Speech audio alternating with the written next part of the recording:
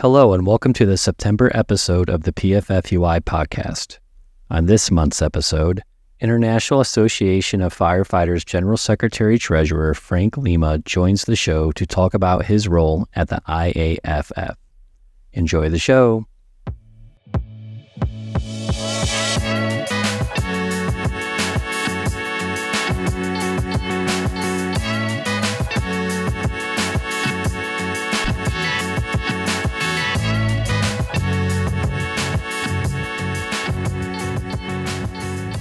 Hello, and welcome to the PFFUI podcast. My name is Erik Scheub, and I'm joined today by President Tony Murray. Tony, how are you doing today? Pretty good, Erik. Good to be with you. Great. Same here. Today we are joined by a special guest. Tony, I'm going to give you the honors to make that introduction. All right. So for this month's podcast, we're happy to welcome as our guest the General Secretary Treasurer of the IAFF, Frank Líma.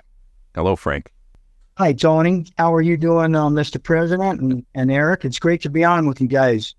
We're doing very well. I'm glad that you can join us for a little while today. We started these podcasts earlier this year, and we've got some great feedback from our members across the state of Indiana who are listening and tuning in, and whether they're working out or checking a rig at the firehouse or whatever, they're listening to this podcast to get some information about what the Professional Firefighters Union of Indiana has been up to, and it's just another way for us to get our message out to our members across the state and let them know what we're doing. So we're really happy to have you on with us today. And, you and I go back a few years. I think first I met you at I believe, an ALTS when you were District Vice President for the 10th out on the West Coast.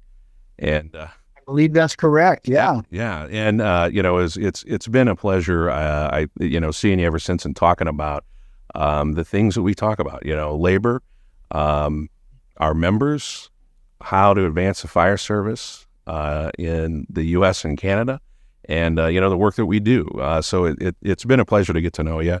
And now, as General Secretary Treasurer, I have occasion to see you and talk to you even more. I know I read all of your stuff, and you have a presence online, and initiating with our members and engaging with our members. So I just want to welcome you to the show, and why don't you tell us a little bit about your history in the IAFF and labor, Frank? Yeah, thanks. Thanks, Tony. First of all, it's really great to be on with a state council that is not afraid to use the word union in. The Professional Firefighters Union of Indiana. And in a state where it's probably, there's been times in its history, hasn't been easy to say the word union. So the fact that you guys do that has always stuck out to me. You come from a state rich in labor history, rich in great leaders, that who I've known, recently with Tom Hanafy, and I've served on the NFPA 1710 with him for probably close to 20 years. And Tommy Miller, obviously everyone knows who Tommy is, out of Indianapolis, and ultimately District 8 Vice President, one of the largest districts in the international, in that Rust Belt and, Midwest, the heartbeat of America area. And, it's great to see you in there, Tony, taking that role. And like I said, we go back and probably to that Teachers March, or if not even before that, in Los Angeles when we had ALTS there. And Erik, it's great that you guys are doing this, getting information out. But I got elected to General Secretary Treasurer. I'm working hand in hand with our General President Ed Kelly, our executive board, and we've had, I want to talk about what we've done, to make it better. We all try to come into our places, whether it's driving the engine today, whether it's taking the oath of office that we take as union leaders, to leave things better than we found it. I'm still active on the Los Angeles Fire Department. This September, I have 31 years on the job, and I probably only work about a shift a month, maybe 1.5 shifts, something like that. I work throughout the whole city. and went through the ranks of our department. I'm the truck captain, and I'm the most senior truck captain on the Los Angeles Fire Department right now. Is that right? And that is a true badge there that you wear. The most senior captain it of the really, LA Fire Department. yeah, it really is, and it's something that I promoted early and drove a truck company. Then was a lieutenant on the engine for about a year and a half. Then I said I had to get off this engine and get back on the truck where I belong. That's where I've been. So I promoted, through the ranks of the department, and that's kind of how I went through the my mindset was with the union. I never had a chance. I never really had the aspirations to be our local president, and I asked a lot of questions. I saw injustices. I asked questions about money, that I thought went wrong, or how come this person did the same thing as that person, but this one's, knows the chief or is part of the good old boy club and doesn't get disciplined. And a buddy of mine who might, be a little, loud on issues or maybe not perfect is getting a 10-day suspension. And that all comes back, to the union. And I worked my way up through all the ranks and eventually became president of United Firefighters of Los Angeles City and got introduced to like your state association. I held the seat as a district vice president in California Professional Firefighters, where we walk the halls of Sacramento, just like you guys do, and try to change legislation in the state. Yeah. And saw that whole different lane, because we have, I always call it lanes, like we have where you're from in Hamilton County, say local 4416, and we got the state lane, the Professional Firefighters Union of Indiana, and then, the IAFF kind of federal lane. And the best thing is like driving down the freeway. Sometimes we need each other, and it's like, hey, sometimes it's, hey, stay out of your lane. This is my lane. And sometimes it's, hey, we need all hands on deck, and in the middle lane to help out the state association. Call the IAFF in, and call all the locals in, and stuff like that.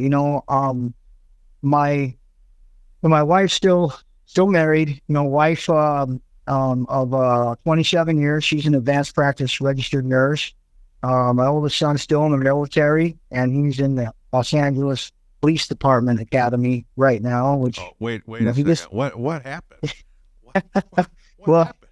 Yeah, that's a good question, because I think everybody's that's the elephant in the room. But he just went the route. He played college football and learned the plumbing trade in the Army.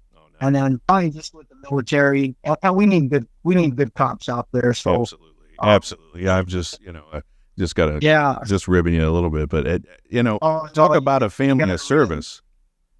Yeah, you got a rib on that one. Then we have our oldest daughter's in law school, finishing up her third year. She went to school back in Massachusetts. Her law school's in San Francisco. And then our youngest daughter is currently in an 18-week academy with the LA City Fire. She's probably on her 12th week, so she's right around the corner here. We'll have another legacy. And then our youngest boy, he's working and welding and just working hard, trying to find himself, and as he's becoming a young adult now. Still active with the Los Angeles County Federation of Labor, the second largest federation in America, about 800,000 workers.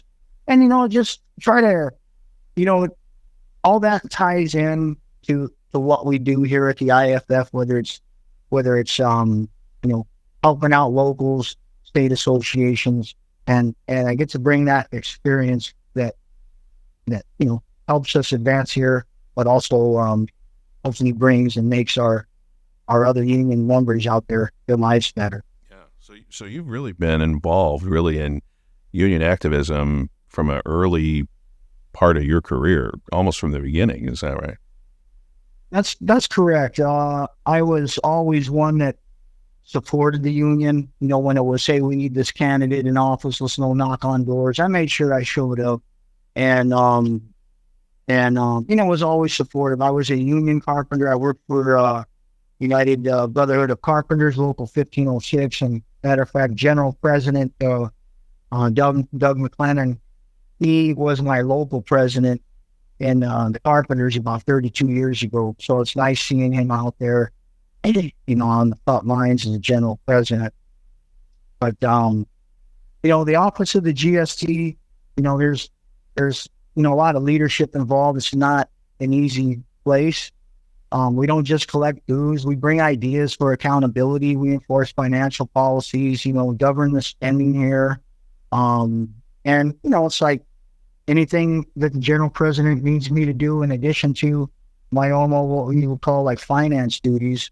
I do so very, happily and ready to serve. Like he's got me on the cancer committee. I do a lot of politics as we have, 53 Congress members in California, and I was an electoral college voter out there, and I'm very involved in parties, and so it works out good. Yeah, and the day-to-day tasks, it's more than just your role as a GST in terms of the business elements of the organization, as we know at the IAFF, but it's also being part of the overall leadership of our membership across 2 countries. What is your day-to-day responsibilities entail? The day-to-day, obviously, there's, like I said, there's obviously, collection of dues, and that's the biggest, most sacred thing that the members put in my lap, or a general secretary treasurer's lap when they elect them for that position. But from an accounting department, we oversee, dozens of employees. I review, we process about 1,000 checks a month. Our budget this year went from $85 million last year. We're bringing another balanced budget. It's going to be 88, close to $89 million.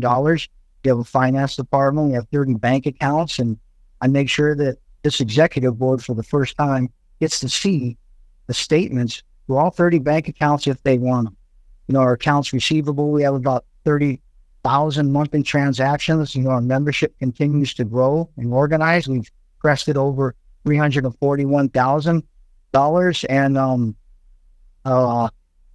341,000 members, not dollars. And with over 3,400 locals. We have a human resource department. We have about 150 something employees, about 130 retirees that we have to deal with. And out of those employees, some of which are elected. We have a production center and print shop. They spend about 500,000 pages per month, and big savings to the IAFF.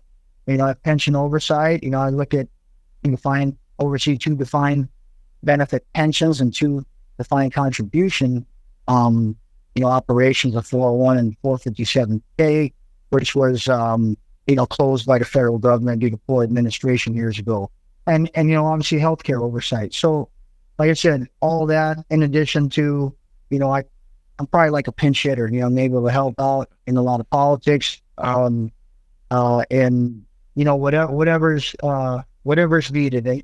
Things come up. We have to go to line of duty desk, and it's general president and myself have had a good operation going. We can't make everything. Say there's a double line of duty death in Chicago. If he's there, I consider that I'm there. And then, if there's one in Cal Fire during the Redmond, I was there. That means he was there. We've gone to disasters together. So there's, in addition to all this, when things come up, which they ultimately do, disaster, when we find our members in their most vulnerable and weak moments, we kind of drop what we're doing on the quote unquote normal week, which I don't even know what that is. And we go help our members. Yeah. And just like, whether it's a local officer anywhere, in the IAFF, the job is fluid, as leaders go, and leading, whether it's a local unit, a state association, or the IAFF, it's all very fluid. And in the tasks that we have to do, and just like the job of, being a firefighter or EMT or a paramedic, you never know what the day's going to bring. But I think sometimes people, our own members, sort of don't realize what a sizable operation the IAFF is. And, we've got a lot of staff members, who are helping to provide resources to local officers and members, all around, certainly this state, How do you think, how's the job going for you? As GST, that's something that that, you've never done is the general secretary treasurer. How's it going? Yeah, it's going really well. It's probably been the most challenging job, or even if you could relate a promotion that I've ever had in my life. And we all have on the job training, made apparatus operator when I made truck captain, 21 years ago. You're not perfect on day one. You could hit the ground running, but we all learn on the job, so to speak. And just with the amount of tentacles that this place has with locals that find themselves wrapped up in embezzlement knots, or just they've made a mistake because they just don't know that they need to file taxes and send in their 990s. And it's frustrating, because you want to help them. And you have so many locals out there, especially more in the rural areas, that don't have big operations, and sometimes the turnover is very rough. With elections could get ugly, and sometimes there's just a nice handing of not handing, but passing of the torch of the leadership, kind of like when you took presidency at the IAFF UI. And but I couldn't be more happy with where we are and some of the things that we've accomplished. That if you would have asked me at the beginning of the term if we would have got these done, I would have probably said no way. But it's nice that this year was the first year in 8 years that the IAFF's got a clean, consolidated financial audit. And it wasn't by accident. I've taken it very seriously to go through every auditor's recommendation and make sure that we knock it out and not ignore the recommendations, but actually do them.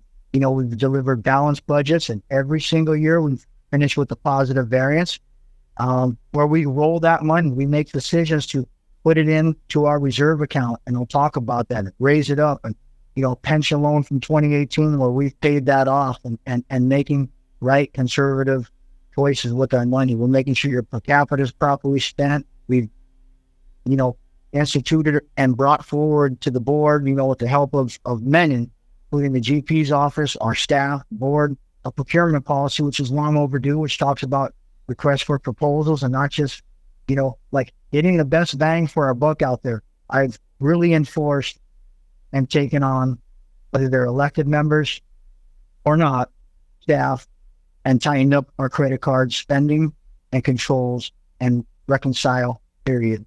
And it's been good.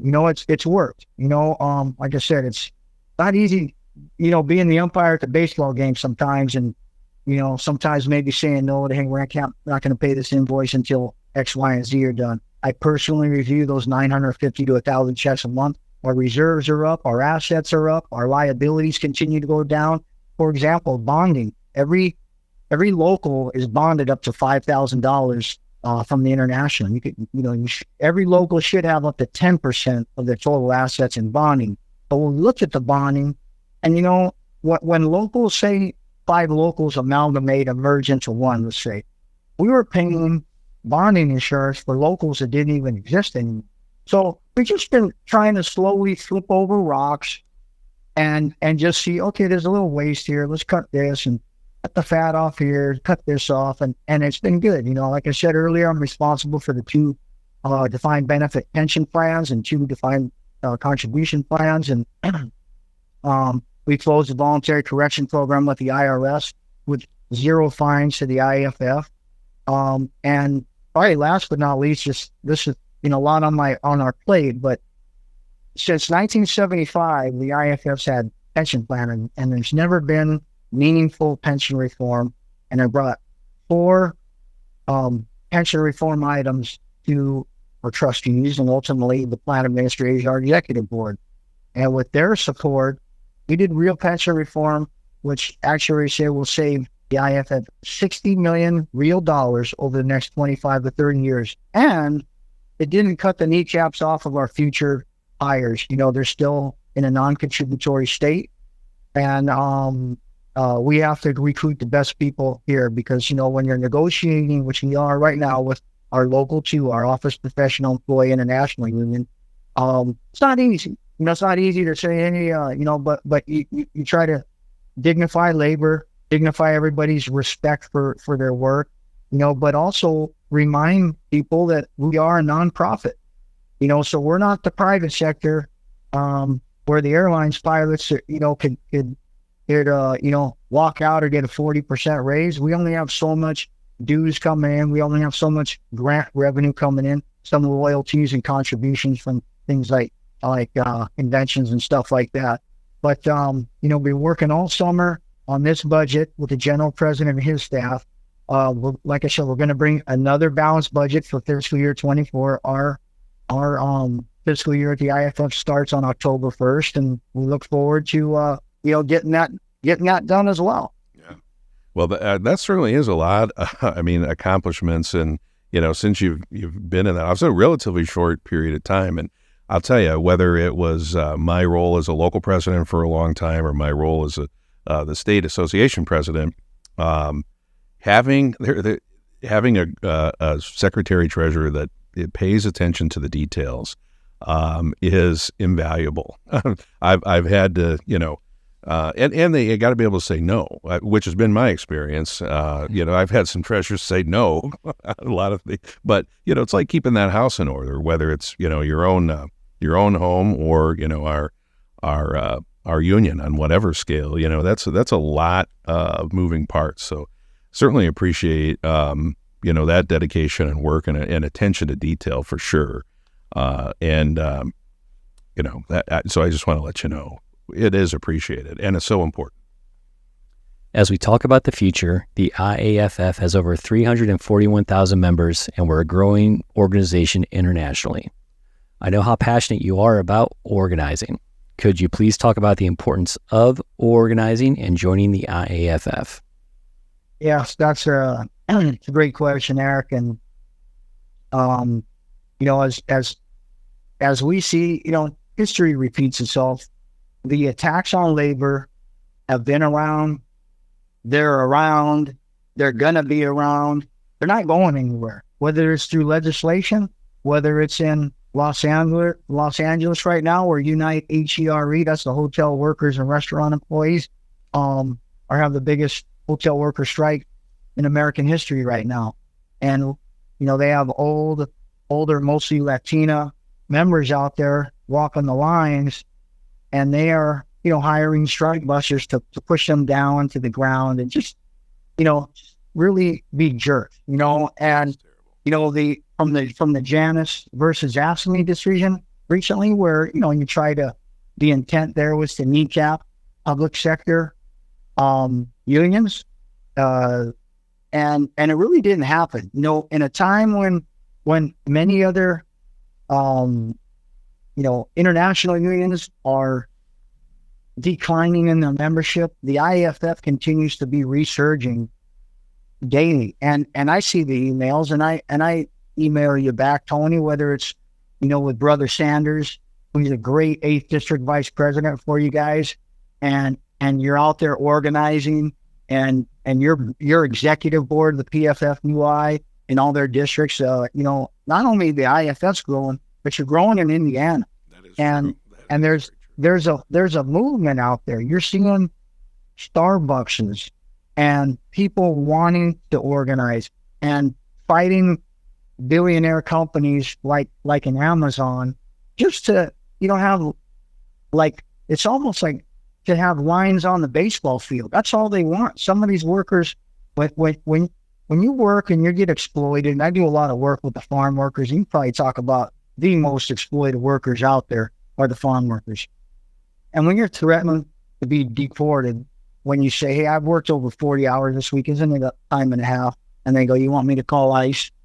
And, just every local has we don't tend to have that problem, obviously, in the IAFF, but it's out there. And you're either, I've always said it, you're either one of two things. You're either labor or you're not. But, back to your thing, Eric, it's labor is all we have. Labor raises the boats for, say a non-union plumbing company. There's protections that are in place in safety and OSHA legislation, presumptive laws. God forbid we die in the line of duty, and organized labor's got to come together. We got to, back each other up. And like I said, some unions are more solidarity with others than others are. It just is what it is. And sometimes that varies from state to state or whatever, but, and we are getting, as you mentioned, we are organizing a lot in Indiana right now. I think just in the course of my time over a little over a year, and even before that, we're 6 or 7 new locals that we've organized in that short time frame. And what we're seeing is, one, I think everybody wants to have and recognizes the product that the IAFF and the PFFUI delivers, but they just want to see the table. They want to sit at the table to talk about their working conditions, about safety in their workplace, an inherently dangerous job. We know, that we do, and our members are professional, and they just want to be treated fairly, And so we're getting calls from maybe departments that had transitioned or transitioning from volunteer or part-time pay to now having full-time career staff. We're getting the calls from those areas saying, yeah, we recognize what you do at the State House. We recognize what the IAFF does on Capitol Hill, and we recognize the resources, and we need a little help. We want to be more professional. We want to be safer. We want to do our job better. So we are getting these calls, and we have a lot of excited new members organizing and creating new local affiliates of the IAFF. Because they want to make better lives for their members and their families when it comes down to it. And this is our members, as you know, Frank, because we all do it. We literally pull up our boots and get in the trenches every single day to make a difference in our communities, make a difference in people's lives. So I'm really proud to go out and talk about our product. I am very passionate when I meet and talk about organizing and just provide information with, those members who are thinking about getting involved, and talk about our sort of shared experience all across this IAFF. And you sort of look at and you take a step back and you start thinking about all the progress that's been made and what impact labor has had and just being organized has had on our profession. It is really, it's shocking. It kind of takes you back. I mean, all the developments, in technology and from gear to tactics to apparatus, everything we do. I don't want to overstate it, but I really do believe that, the advancements that have come from or come around in our industry is really because of the IAFF and the state and provincials. It really is. They drive that. They drive that change. Yeah, no doubt about that. Someone, and on that note, you bring up a great issue on organizing. I always look at organizing as, external, where you have like, hey, that fire department, that township was not an IAFF local. They're non-union. So obviously that's a brand new organizing. But internal is just as important. If you have, say, a 200-member bargaining unit, but you only have 180 members in the union, that's 20 members that you have to remind. You have to, a union leader has to every single day, organize, like Cesar Chavez says of the farm workers, we organize every day, one member at a time. And it's hard. It's hard work, but the words are, you got to thank your union for this. And if you have 100% participation, say one of your locals is 100%, then you have to continue organizing and letting them know the value, reminding them the value of the union, the dignity that they bring to the job, the respect, like diesel exhaust systems. You think the city's just putting those in because out of the goodness of their heart, they want to spend $20 million because they care how you breathe, so you live longer on your pension? Your overtime, or things like the public safety officer benefit that the IAFF fights for all the time, your pay, your retirement. These are the things, thank your union. And for your members out there right now, there's so many things that we all take for granted. We all need reminders, but it's just like, it's almost comparable to football. Many people go, hey, Tony, what's the best thing the PFF UI has ever done? Or Frank, what's the best thing that you guys have ever done at the IAFF? And sometimes I look back and my biggest, what I would call accomplishments are the defensive stand, where we didn't let them take anything away from us and score. We stopped them on 4th and goal when they were trying to move legislation that would have taken us back 10 years on our pension. Or, but most people look at, hey, how much did you score? How many touchdowns did you score? So the wins come in sometimes defense, not only offense on the, from being a union leader. And you knew that, Tony. And, it was great bringing you to that dinner with our Health and Human Services Secretary, Sarah, when you were in D.C. And, That's right. Yeah. You guys are labor. Yeah. There's just no doubt about it when you talk about the PFF UI that you are labor,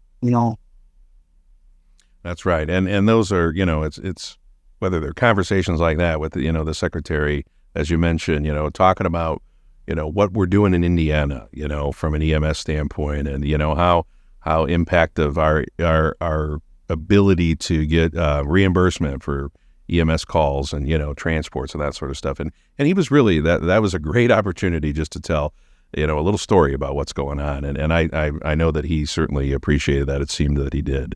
And know that, it's about relationships. And so all of our business is about relationships, whether it's, in City Hall or the town hall or the state capitol, relationships do matter. And those are things that I've been able to pick up, from people like yourself and our predecessors, my predecessors in this role, is really observing and sort of thinking, how do you get things accomplished? And maybe that's a little bit at a time, maybe just a little bit of incremental success at a time. And I think you also bring up a really good point too, that sometimes we forget that sometimes you got to hold the line. It's not about maybe making more advancements. Sometimes it's about holding where you are. And I think every day our union leaders show up with that commitment, just like our members do, to do their job, to provide a good service. We're in Indiana, and maybe like other states, we're part of the union because we want to, not because we have to. And we have very high percentages, and it's great that we are able to deliver such a product, and the members recognize that, that there is value. That is great. That is great, Tony. I mean, in a state like Indiana, where you have members that want to be a part of the union, is very motivating to me.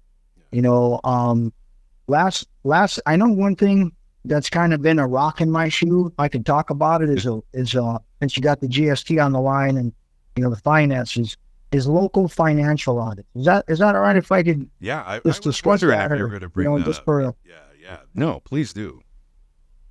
For a touch, and we try to. I think as we move into the next couple of years here, as we've this leadership team here has cleaned up some stuff. We've done well. We've turned a lot of things around. And my focus is going to be really more like helping locals out in the field.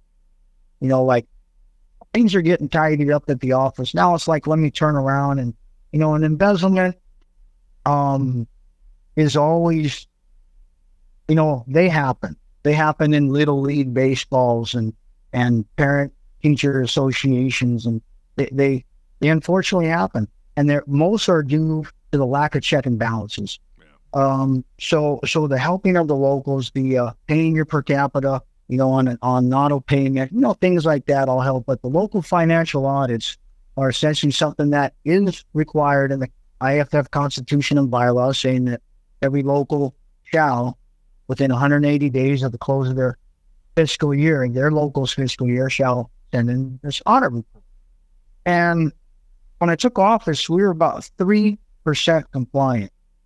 And what I found was the locals generally that had some type of financial problems, did not turn these in. So we dug a little bit more, and our DVPs have been pushing, and I know DVP Sanders has been pushing in the 8th district, especially in Indiana and Michigan and, Ohio and, throughout the 8th district.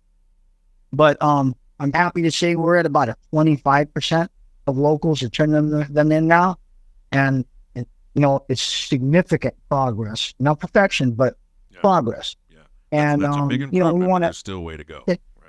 It's still a way to go. So we just, making sure that these locals are turning in their 990s. And like I said, it's the 8-member locals that those treasurers, secretary treasurers, just have a briefcase that was handed to them. And their office, the briefcase probably sits in the trunk of their car, and they take it out when they're at the firehouse or at their coffee table at home, because they might not have a union home. Right. So that's who I want to ultimately help and try to, grind, but it's you can't do it alone.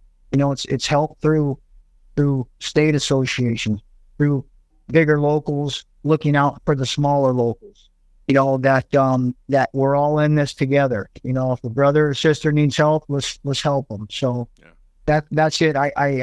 So encourage your locals to, get to that full compliance, and we file it away. And if they need any help, we with the IRS or their tax exempt status, because they haven't turned in their 990s. Those are the things that I'm really getting into and really excited to help locals, because as I think you mentioned it earlier, that fiscal house at that union at any level, that fiscal house, financial house is not in order, then that local cannot effectively fight for their members. That's right. So that's right. And that provides some, the unneeded challenges. We got enough challenges, but so keeping the financial house in order is certainly a priority. And that, you talk about the financial review. It doesn't have to be a complex process at all. It can be a fairly simple process. There's a resource on the IAFF website under the General Secretary Treasurer where you can pull down that form. And if you use trustees or just a committee of members that really just looks at the locals' deposits and withdrawals and make sure that the receipts line up and everything's there, that form then can be completed and sent into the IAFF. And, that needs to be done annually. So I think that's a really good reminder. And I know that our members are really eager, those that are secretary treasurers, to have and tap into those resources and talk about those experiences. Yeah, and those, you bring up a good point, and that's the check and balance. In other words, sometimes we'll get a treasurer that sends in the financials, treasurer saying the president send in their local financial audit, and they send it in and they sign it themselves. And although, boy, I'm really happy that this came in, there's no independent separation of eyes, kind of like like our first clean audit in 8 years at the IAFF here. You know what? I didn't send it to you and go, hey, Tony, hey, PFFUI, hey, trust me, my books are good. That's not how it works. That's why we have an election of a independent board of trustees, one from Canada, one from Eastern United States, and one from Western United States. And they get together and they get to assist the auditors. And, if they want to dig, by all means, we open it up and let them do it. So thanks for bringing up that check and balance, because that's what keeps us all honest. Yeah, that's right. And Frank, I just want to say, thanks for everything that you're doing at the IAFF in the capacity as the General Secretary Treasurer. I know that you're 100% approachable. If our members are listening here and they see you at an event, you're somebody that likes to talk and have a relationship and make contact and get some feedback from members. And I know that you're going to be in Indianapolis for the 8th District Conference coming up yet later on this fall. Yourself and the General President are going to be in town, and we hope to really have a great turnout to host our 8th District brothers and sisters here in Indianapolis for that. And I think that that's going to be a really nice conference with a lot of information. So we really look forward to seeing you there.